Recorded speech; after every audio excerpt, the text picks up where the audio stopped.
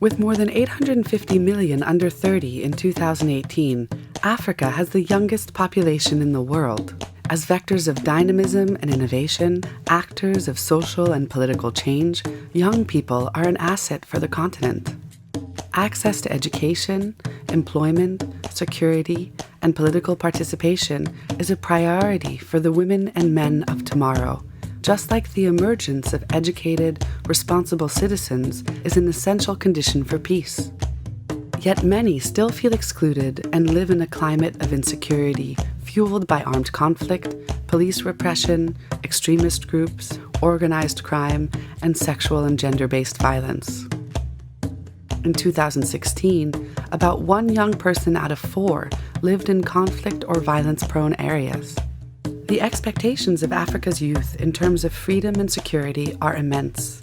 Access to information through new technologies raises young people's awareness of their fundamental rights. Social networks strengthen citizen participation.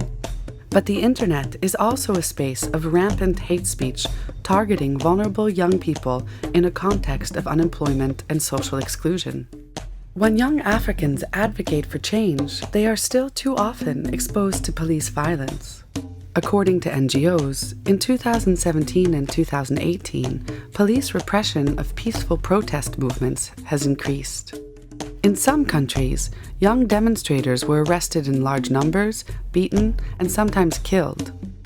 Governments must consider young people as partners in advancing social progress, rather than problems that need to be solved.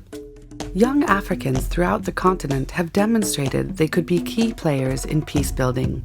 In Kenya, for instance, the photographic project Picha Mtani offered an example of youth participation in reconciliation.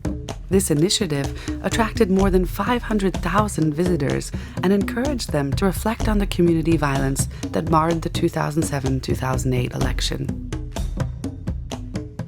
How can we better support all forms of youth mobilization for peace?